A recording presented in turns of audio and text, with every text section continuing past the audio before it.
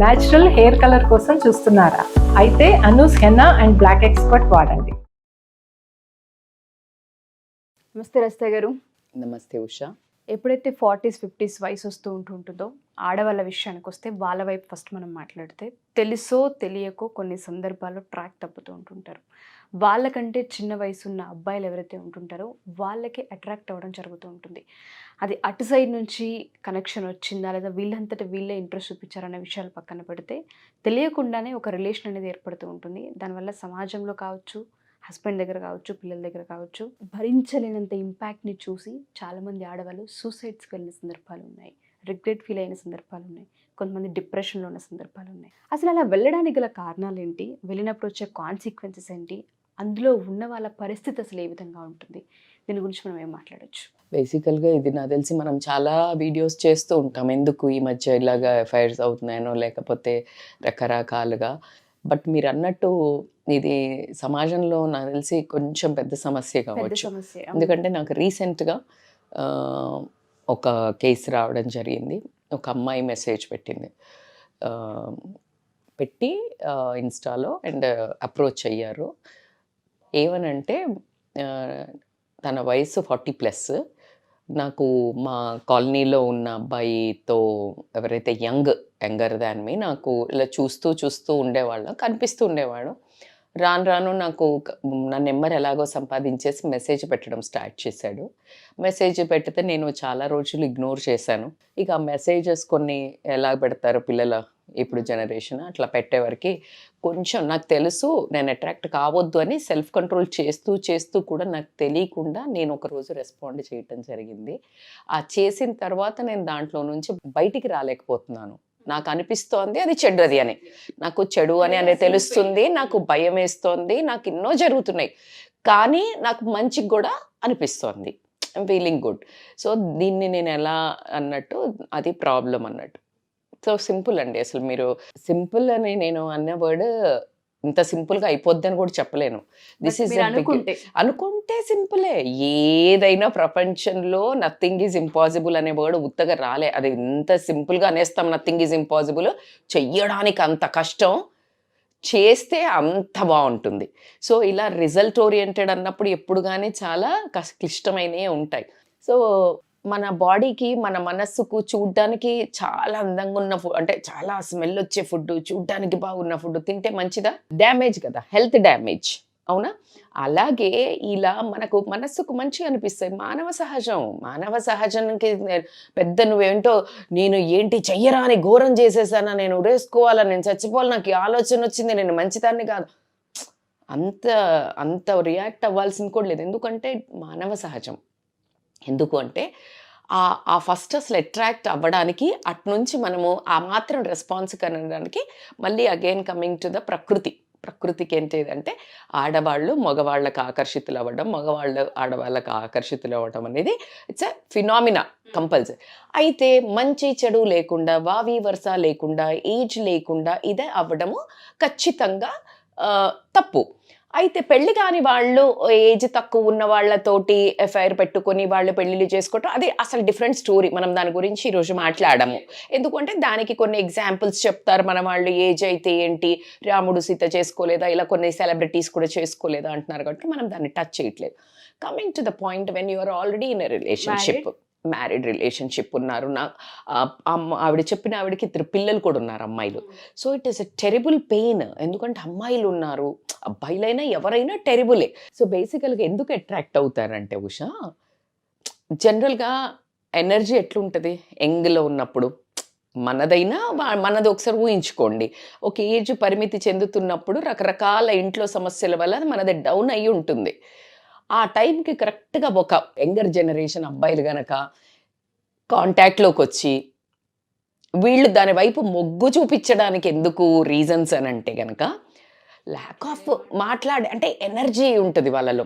అంటే వాళ్ళు చూడ్డానికి ఎట్లా హ్యాండ్స్ అంటే లైక్ నాట్ అందం, ఫిట్నెస్ కానివ్వండి, లేకపోతే వాళ్ళు చూడ్డానికి యాక్టివ్గా హైపర్గా ఉండడం కానివ్వండి. ఆబ్వియస్లీ కొంచెం ఏజ్ దాటుతూ ఉంటే లుక్లో గ్లో, మనది కూడా పోయింది. ఇప్పుడు ఏజ్ 40 ఉన్న లేడీస్దైనా పోతుంది. అయితే వీళ్ళకి ఏమవుతుందనంటే ఈ ఎనర్జీ ఇది చూడంగానే వాళ్ళకు కొంచెం ఫిజికల్ అట్రాక్షన్ అవుతుంది.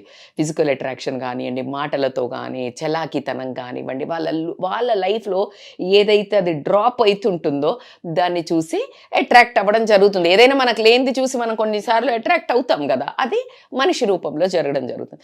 అట్లాగే ఏమవుతుందనంటే న్యూ ప్రాస్పెక్టివ్ ఉంటుంది. అబ్బాయిల వే ఆఫ్ అప్రోచ్ ఎట్లా ఉంటుంది, ఇప్పుడు హస్బెండ్ ఏమంటాడు, మామూలుగా ఏ రావే అంటాడు, కాసేపు కూర్చుంటాడు, మాట్లాడతా లేకపోతే అదే ఆ అబ్బాయి ఇప్పుడు న్యూ యంగ్ అబ్బాయిలు అనుకో, వాళ్ళు ఆల్వేస్ వాళ్ళకున్న న్యూ టెక్నిక్స్ తోటి కానీ, న్యూ పర్స్పెక్టివ్స్ తోటి కానీ, వీళ్ళకి మెసేజ్ పెట్టడం కానీ, వీళ్ళని పొగట్టం కానీ, అంటే ద వే వీళ్ళు పొగిడినప్పుడు వీళ్ళ ఈగో అనేది సాటిస్ఫై అవ్వడం జరుగుతుంది.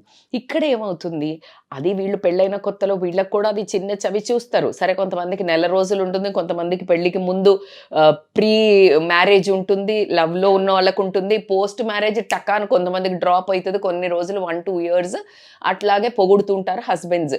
బట్ హస్బెండ్ పొగిడిన దానికి బయట ఒక థర్డ్ పర్సన్, ఒక 40+ ఉన్న వాళ్ళకి ఎప్పుడైతే ఆ కైండ్ ఆఫ్ అందాన్ని పొగట్టం కానీ, లేకపోతే వాళ్ళు ఏదైనా ఒక యాక్టివిటీని పొగట్టం కానీ, లేకపోతే ఏదైనా వాళ్లకు ఒక రకమైన అప్రిషియేషన్గా చెయ్యంగానే ఏమవుతుందంటే వీళ్ళకి డోపమైన్ అనే హార్మోన్ రిలీజ్ అవుతుంది. డోపమైన్ ఆల్వేస్ అప్రిసియేషను, పొగట్టము, దీని ద్వారా రిలీజ్ అవుతుంది. It is a very feel good hormone అన్నట్టు. సో ఆ ఫీల్ గుడ్ హార్మోన్ అన్నప్పుడు ఇంకొకటి ఏమనిపిస్తుంది, నేను అంటే లైక్ ఇంత యంగ్ అబ్బాయి కూడా నచ్చానా అనగానే వీళ్ళ ego, self esteem, confidence levels too much Boost అవ్వడం జరుగుతుంది. ఆ తర్వాత దాన్ని కంట్రోల్ చేసుకునే ఆ పరిణితి కూడా కొన్నిసార్లు చేజాటటం, ఎట్లాగా డ్రగ్, ఇట్స్ ఆల్ ఆర్ ఏదైనా ఇప్పుడు కొన్ని మంచిది అనేవి కూడా ఎక్కువ తీసుకుంటే అది కూడా చెడువా కాదా? ఎగ్జాక్ట్లీ. సో సమ్ టైమ్స్ మనం చెప్తాం కాఫీ కూడా మంచిది, యాంటీ ఆక్సిడెంట్స్ ఉంటే బ్లాక్ కాఫీ తాగండి అని చెప్తుంటాం. But beyond 4-5 cups it is also dangerous, anything. So ఇప్పుడు ఈ డోపమైన్ మనకు మంచిదని చెప్పాము, కానీ ఎవరి వల్ల వస్తోంది, ఎంత అడిక్ట్ అయ్యావో అది నిన్ను ఎక్కడ దాకా తీసుకెళ్తుంది అనేది కూడా చాలా ఇంపార్టెంట్. ఈ ప్రాస్పెక్టివ్లో సెక్షువల్ కెమిస్ట్రీ ఒకటి బాగా ఎక్కువగా డిఫరెన్స్ ఉంటుంది. ఎట్లాగుంటుంది అని అంటే, ఇప్పుడు లేడీ అనుకోండి, వాళ్ళదేమో అసలు అబ్బాయిలు మనకి ఒక చిన్న లైట్ త్రో చేస్తే యంగర్ అబ్బాయిలకి మనకి ఎన్ని సినిమాల్లో చూస్తే ఆంటీ ఆంటీ అని ఒక సాంగే ఉంది. ఆంటీలు అంటే ఎందుకు ఇష్టపడతారు అబ్బాయిలు? ఆ పదం అంటే అసలు ఆంటీ అని పిలిస్తే పెద్దోళ్ళకి ఎందుకు కోపం వస్తుంది అనే దానికి కూడా ఒక క్లారిఫికేషన్ ఇవ్వచ్చు మనం. ఎందుకంటే ఆంటీ అనే పదాన్ని ఒక రకంగా చిత్రీకరించి బ్యాడ్ చేశారు. ఇప్పుడు ఏంటి, ఒక చిన్నమ్మ, ఒక పెద్దమ్మ, ఒక అత్త, ఒక వీళ్ళందరినీ కలిపితేనే ఆంటీ అనేవాళ్ళు, అంటే పెద్దగా.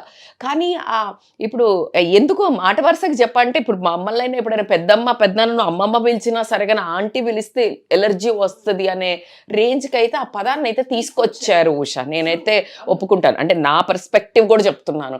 అంటే ఆంటీ అని పిలిస్తే నేను పెద్దగా అయ్యానా అని ఇష్టం లేకపోవటం కాదు, that kind of a word is a so allergic word. నువ్వు అమ్మమ్మ అని పిలువు, పెద్దమ్మ అని పిలువు, పిన్ని అని అలా చెప్తూ ఉంటాము. సో దానికి ఒక బ్యాడ్ ఇమేజ్ ఇవ్వడం ఎందుకంటే, ఇలా అప్రోచ్ అవ్వచ్చు, ఈ బ్యాడ్గా సెక్షువల్గా అప్రోచ్ అవ్వచ్చు అనే ఒక రాంగ్ ఐతో చూస్తున్నారు అనే ఉద్దేశంతో, అందుకే ఇంటి పక్కన మన ఇంట్లో భర్తల వాళ్ళకు కూడా అబ్బాయిలు ఎవరైనా చుట్టుపక్కల నుండి వాడు ఎంత చిన్నోడు కదండి మాట్లాడుతున్నా అంటే కూడా వీళ్ళకు ఒక రకమైన స్ట్రెస్, అనుమానము.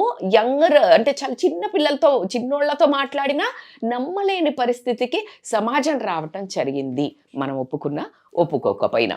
సో దీంట్లో ఏంటి అని అంటే, సెక్సువల్ కెమిస్ట్రీ ఎట్లా వీళ్ళదేమో, వాళ్ళు ఎందుకు అప్రోచ్ అవుతారంటే యంగర్ జనరేషన్, లెస్ బ్యాగేజ్. అంటే లెస్ బ్యాగేజ్ అంటే ఏమవుతుందంటే ఉషా, వీళ్ళకి అమ్మాయిలతో అనుకో వాళ్ళ ట్యాంట్రమ్స్ భరించాలి, అవునా? వాళ్ళ ట్యాంట్రమ్స్ భరించాలి, వాళ్ళకి ఎక్స్పీరియన్స్ ఉండదు, వాళ్ళతో కొన్ని టాక్సిక్ రిలేషన్స్ ఫేస్ చేసి ఉంటారు. వీళ్ళతో అనుకో సింపుల్, ఏంటి, వీళ్ళకి భయం ఉంటుంది, సో వీడిని స్ట్రెస్ పెట్టరు, బ్లాక్మెయిల్ స్ట్రెస్ ఉండదు. At the same time experience ఉంటుంది. వీళ్ళ దగ్గర వీళ్ళేం కోరుకుంటారు అంటే ఎంతూజియాజం ఉంటుంది, ఎనర్జీ ఉంటుంది. అయితే మరి ఎందుకు మేడం ఇది సెక్షన్లో వాళ్ళ భర్త లేడా అంటే, ఇక్కడ 2-3 పారామీటర్స్ తీసుకోవచ్చు ఎందుకు వీళ్ళు ఇటువైపు మొగ్గడానికి రీజన్ ఉంది అంటే, ఒకటి ఏజ్ గ్యాప్ చాలా ఉండి పెళ్లి చేసినట్టయితే వీళ్ళకి 40 అంటే వాళ్ళకి 50, 55, 50, 49 ఇలా వచ్చుంటాయి. వచ్చినప్పుడు ఏమవుతుందంటే వాళ్ళలో సెక్షువల్ డిజైర్స్ కంపారిటివ్లీ తగ్గడం జరుగుతుంది.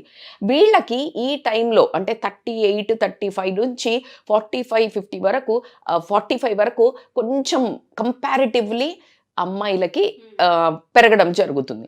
సో ఆ సెక్షువల్ డిజైర్స్ పెరిగినప్పుడు సాటిస్ఫై కాకపోవడం వల్ల ఎట్ ద సేమ్ టైము భర్త ఒకవేళ తాగుబోతో తిరుగుబోతో అయ్యి ఈమె ఇన్ని రోజులలో ఆ చిన్నపిల్లల్ని పెంచడంలో బాధ్యతలో భయంతో ఒక ఏజ్ చిన్నది కదా తనది కూడా, ఆ భయంతో కట్టుబాట్లకి కొన్నిసార్లు ఉన్నా ఒకసారి కాస్త ఇలా రిలాక్స్ అయ్యి ఆ పిల్లలు కొంచెం డిగ్రీయో ఇంటర్ అంటే కొంచెం కాన్ఫ్లిక్టే ఉంటుంది కానీ ఇంజనీరింగ్కి వెళ్ళి లేకపోతే పెళ్ళిళ్ళు ఇలా అన్న టైంకి ఏమవుతుందంటే ఉషా, ఆ టైంకి వాట్ అబౌట్ మీ, నేను ఇంతవరకు లూజ్ అయినా నా హ్యాపీనెస్ని అని అనుకుని ఆ స్పేస్లో ఉన్న టైంలో ఎవరో ఒకళ్ళు బెల్లు కొడతారు.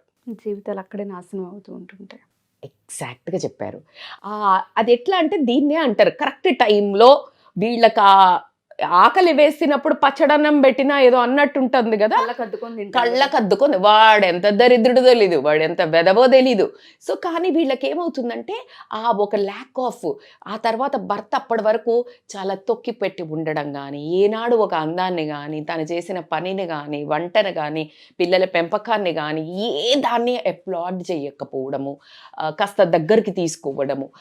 Sex is not the actual romance, actual sex is not actual sex. It's a difficult ఇప్పుడు నేను చెప్పిన పదం, బట్ యాక్చువల్లీ ఎందుకు అనంటే అది 5-10 minutes 5 minutes ప్రోగ్రామే. కానీ నువ్వు ఇన్ని రోజులు నీ సంసారంలో తీసుకొచ్చుకుంటూ తనని చెయ్యబట్టుకొని తోడుగా కమ్యూనికేషన్తో అప్రిసియేషన్ చేస్తూ అప్లాడ్ చేస్తూ దగ్గరికి తీసుకుంటూ కష్ట నష్టాల్లో ఇద్దరు ముందుకెళ్ళారే, అది యాక్చువల్ సెక్స్ అంట, రొమాన్స్ అన్న, అది ఆలుమొగల బంధం అంటే అసలు అదే.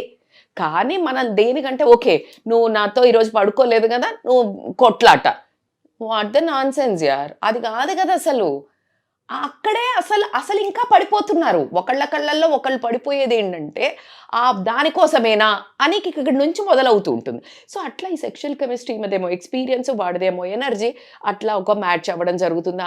బై పొరపాటులో ఈమె కష్టాలలో ఉన్న టైంలో భర్త వేరే ఫైర్లు పెట్టుకొని ఉండి ఈ టైంకి కరెక్ట్గా ఈమెను కూడా ఎవరైనా బెల్లు కొట్టినప్పుడు ఖచ్చితంగా షీ విల్ వెల్కమ్. సో అదొక ప్రాబ్లం అయితే అవ్వడం జరుగుతుంది. అండ్ ఇంకొకటి ఏంటంటే కొంచెం అంటే మనం పాజిటివ్ కోణంలో మేబీ పెళ్ళి అవనోళ్ళని తీసుకున్న లేకపోతే వీళ్ళ పర్సనల్ గ్రోత్ కూడా అవుతుంటుంది. ఎలా అనుకోండి, ఇప్పుడు అబ్బాయి అనుకోండి, వాడికి ఏముంటుంది, ఈవిడికి తగ్గట్టు మ్యాచ్ అవ్వాలి అని చెప్పేసి వాడు మెచ్యూరిటీ వైపు పయనించడం జరుగుతుంది. కాస్త బిహేవియర్ కానీ నేర్చుకోవటం కానీ కొంచెం పద్ధతిగా కానీ. అదే తినైతేనేమో ఇంకొంచెము యంగర్ జనరేషన్కి కనెక్ట్ అవ్వడానికి ఆ పర్సనల్ గ్రోత్ మేబీ తయారవ్వడం తీసుకోండి, ఇంకేదైనా తీసుకోండి అండి, సన్నగవ్వడం తీసుకొనివ్వండి, ఎన్ని రకాలుగా నా పర్సనల్ గ్రోత్ వైపు ట్రావెల్ చేస్తున్నప్పుడు నేను ఎదిగాను అనిపిస్తుంది. కానీ తన కళ్ళల్లో తను కిందికి పడిపోవడం కానీ జీవితంలో దిగజారిపోతున్నామని కనిపించదా. ఆ టైంలో మసక పడ్డం అయితే జరుగుతుంది లైఫ్లో. సో వాళ్ళు థింక్ చేసేది ఏంటంటే పర్సనల్ గ్రోత్ అవుతుంది అని థింక్ చేస్తారు. అండ్ ఇంకొకటి ఏంటంటే ఇది అన్నిసార్లు ఇవన్నీ కాకపోయి ఉండొచ్చు, జస్ట్ ఫర్ అట్రాక్షన్ కూడా అయి ఉండొచ్చు. చూడంగానే వాడు ఊరికి అన్నారు, అబ్బాయి అన్నాడు, నాకు కూడా నచ్చింది అన్నట్టు అట్లా వెళ్ళడం జరిగి. అయితే దీంట్లో ఇన్ని ప్రాబ్లమ్స్ మనకి ఏవైనా కూడా అసలు ప్రాబ్లమ్స్ దీని కింద ఒక డీప్ లేయర్లో ఇవన్నీ హ్యాపీనెస్ ఇచ్చే గురించి మాట్లాడా ఎందుకు వెళ్తారు అన్నప్పుడు. కానీ వెళ్తే ఏం జరుగుతుందో చూడగలిగినప్పుడు అండర్లయింగ్గా ప్రాబ్లమ్స్ ప్రతి ఒక్క లేడీ ఎప్పుడు కూడా అడుగు ముందుకు వెయ్యదు. సో ఎవరైతే మా ఈ వీడియో చూస్తూ ఉన్నారో ఒక జడ్జిమెంట్కి ఎప్పుడు ఏ వీడియోస్లోనూ మేము రాలేదు, కానీ జీవితాలు ఎలా నాశనం అవుతాయి, మీరు తీసుకునే ఒక చిన్న చర్య అది దేనివల్ల అయినా అయి ఉండొచ్చు ఆ ఇంపాక్ట్, అసలు దానివల్ల వచ్చే కాన్సిక్వెన్సెస్ ఏంటి అన్న వాటిపైన ఒక్కసారి వీడియో మొత్తం చూడండి. రజిత గారు మీకు క్లియర్గా ఎక్స్ప్లెయిన్ చేస్తారు. వీలైతే 1-2 సార్లు ట్రై చేయండి వినడానికి. సో దీంట్లో నుంచి ఇప్పుడు మనకి ఈ ఆలోచించాలి, బయటపడాలి మేడం, నాకు జరిగింది, లేకపోతే నేను నాక్గా తప్పించుకుంటున్నాను, ఎన్నో ఉండుంటాయి. అయితే దీనివల్ల కాన్సిక్వెన్సెస్ ఏ రోజైనా కూడా బయట పడినా పైన కొన్ని నువ్వు లోపల భరించేవి, కొన్ని సామాజికంగా భరించేవి, కొన్ని ఇంట్లో వాళ్ళతో భరించేవి, కొన్ని ఆ ఎన్నుకున్న ఎదుటి మనిషి ఎవడైతే ఉన్నాడో వాడు పెట్టే ఇబ్బందుల వల్ల కూడా భరించేవి ఉంటాయి. So be careful whatever the reason. నీకు చచ్చే అంత దరిద్రమైన లైఫ్ చూసుంటావు నువ్వు, కానీ నువ్వు ఎంచుకునేటప్పుడు మనకు చాలామంది ఈ మధ్య మనము పెద్దవాళ్ళ నుంచి మొదలు పెడితే సమాజంలో చాలా పెద్దగా అంటే పెద్ద తరహా ఉన్న మనుషులు నేను మోడర్న్గా ఈ మధ్య నుంచి చెప్తా ఉంటే ఓకే మీరు మళ్ళీ ఇలా చెప్తారా అంటారు, కానీ నేను పెద్దవాళ్ళని కూడా చూస్తున్నప్పుడు వాళ్ళు చెప్పేవి కూడా ఏంటంటే నచ్చలేదా వదిలేసి ఇంకోళ్ళు చేసుకో. కానీ ఈ పరిస్థితుల్లో ఎందుకు పెట్టుకోవద్దు అని అంటే ఫస్ట్ ఆఫ్ ఆల్ నువ్వు ఈ ప్రాబ్లం నుంచి బయటపడాలి. ఇప్పుడు మీరు బయటపడడానికి ఖచ్చితంగా నేను కొన్ని మంచి టిప్స్ చెప్తాను. దాంట్లో ఏంటంటే ఫస్ట్ సెల్ఫ్ రిఫ్లెక్షన్ చేసుకోండి. సెల్ఫ్ రిఫ్లెక్షన్ అంటే అసలు నేను ఫిజికల్ అట్రాక్షన్కి గురవి వెళ్తున్నానా, ఎమోషనల్ ల్యాక్ ఆఫ్ ప్రాబ్లం వల్ల వెళ్తున్నానా, నాకు ఏ సపోర్ట్ ఇస్తున్నారు వాళ్ళు అనేది, అది లవ్వా లేకపోతే అట్రాక్షనా అనేది. లవ్ అయితే ఉండదు, ఈ ఏజ్ వచ్చాక లవ్ ఏముంటుంది, కానీ సో అది ఎప్పుడైతే నీకు రీజన్ తెలిసిందో అనుకో ఉషా, ప్రాబ్లమ్ని ఈజీగా సాల్వ్ చేసుకోగలుగుతాం. ఈ రెండిట్లల్లో నువ్వేంటి అనేది చేసుకోండి.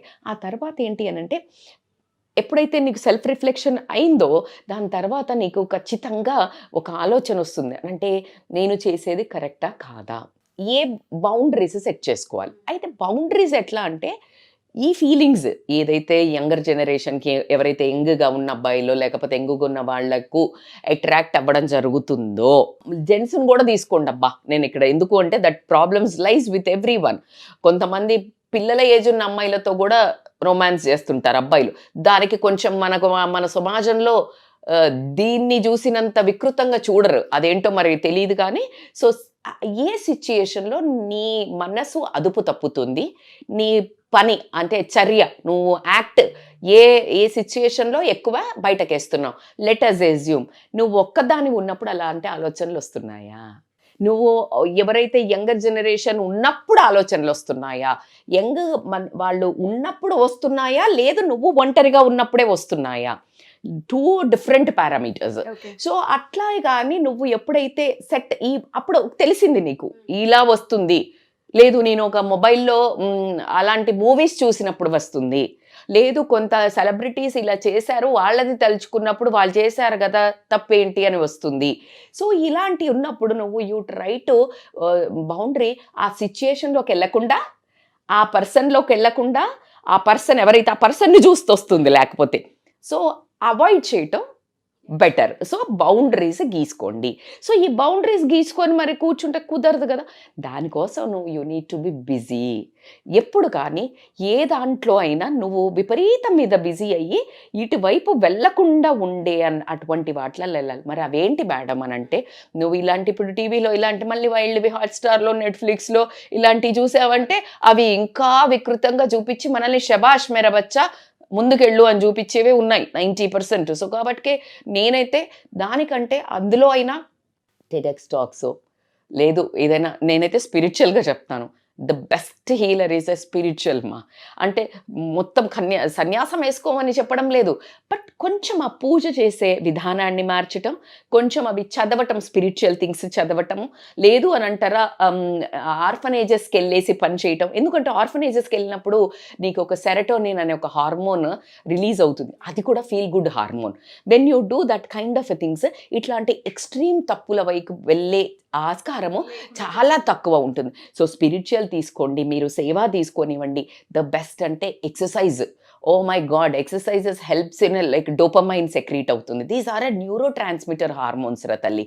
సో ఇలా కనుక మీరు బిజీ అవ్వటం, అందులో కొంచెం భాగంగా మీ హస్బెండ్తో కనుక మీకు అసలు అంత ప్రాబ్లం లేకుండా ఉండి అతనికి తెలియక గనక మీతో ఇష్యూస్ వచ్చి ఉండి మీరు ఊరికనే ఇట్లా అయితే గనక తనతో కూర్చుని ఆ ఫిజికల్గా ఏదైతే తనకి లోపం ఉండిందో అంటే సెక్షువల్గా వాళ్ళిద్దరికి మిస్ అయిందో ఎక్స్ప్లెయిన్ చేసుకొని, నీకు ఎక్స్ప్లెయిన్ చేయడం చేత కాకపోతే కౌన్సిలర్ల దగ్గరికి తీసుకొని వచ్చి సీక్ సపోర్ట్ చేస్తా, నువ్వు ఫ్యామిలీతోటో ఫ్రెండ్స్తోటో ఆ రెండు కొంచెం డేంజర్ అనే చెప్తాను ఇలాంటి విషయాల్లో డిస్కస్ చేయటము. సో కౌన్సిలర్స్ దగ్గరికి వచ్చేసి ఆ నుంచి బయటపడటం అనేది చాలా ఇంపార్టెంట్. అట్లా కాకుండా ఏంటంటే నువ్వు ఐడెంటిఫై చెయ్యాలి ఏది బెటర్, అంటే కామన్ ఇంట్రెస్ట్ ఏంటి, నీకు మీ హస్బెండ్కి ఏం ఇంట్రెస్ట్ ఉంది, అలాంటివి కలిసి కనుక మీరు చేసుకున్నట్టయితే ఏదైతే ఆ సెక్షువల్గా లోపం ఏదైతే ఉందో అది కూడా కనిపించదు. బికాజ్ ఇక్కడ కూడా మీకు హార్మోన్స్ రిలీజ్ అవుతాయి. సో కాబట్టి అదొకటి. అట్లా కాకుండా mindfulness practice is very important. Meditation helps a lot. ఎందుకు హెల్ప్ చేస్తుంది? Self introspective. మెడిటేషన్లో వి ఆల్వేస్ సే బయట జరిగేది చూడకు, లోపల జరిగేది చూడు అని అంటాం.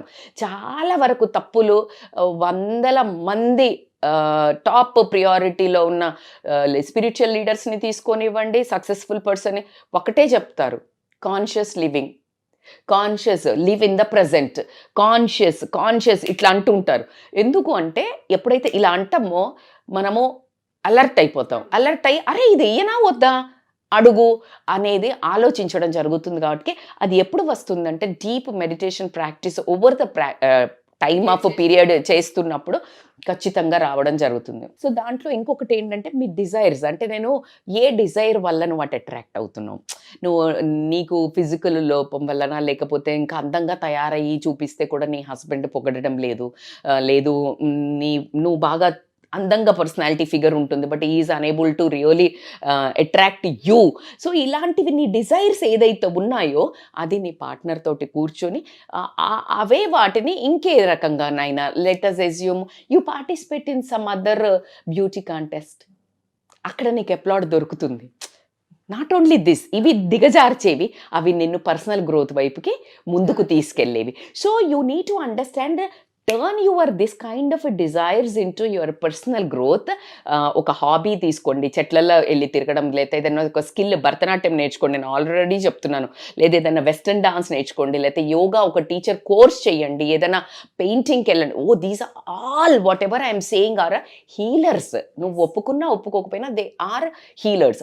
అండ్ ఈ ఏజ్లో మీరు కనుక చేసుకుంటే 10 మందికి ఆదర్శంగా, నీ పిల్లలకి చూడడానికి కూడా వాళ్ళు రేపు ప్రొద్దున ఇన్స్పిరేషన్గా నువ్వే తయారవ్వడం జరుగుతుంది. So that is a very important thing. And last but not the least ఏంటంటే తల్లి, నా ఉద్దేశంలో ఇప్పుడు వీళ్ళు ఎవరినైతే చూసి, ఎవరో ఒక పర్సన్ని చూసి ముందుకు వెళ్తున్నారు అనుకోండి, వాళ్ళు చూసినప్పుడు వాళ్ళు చూపించేది ఏంటి, యంగ్గా వాళ్ళు నేను పొగిడేది, నువ్వు దానికి అట్రాక్ట్ అవుతున్నావు, అది కాదు కదా. అదే ఐడియల్ మనిషా కాదు.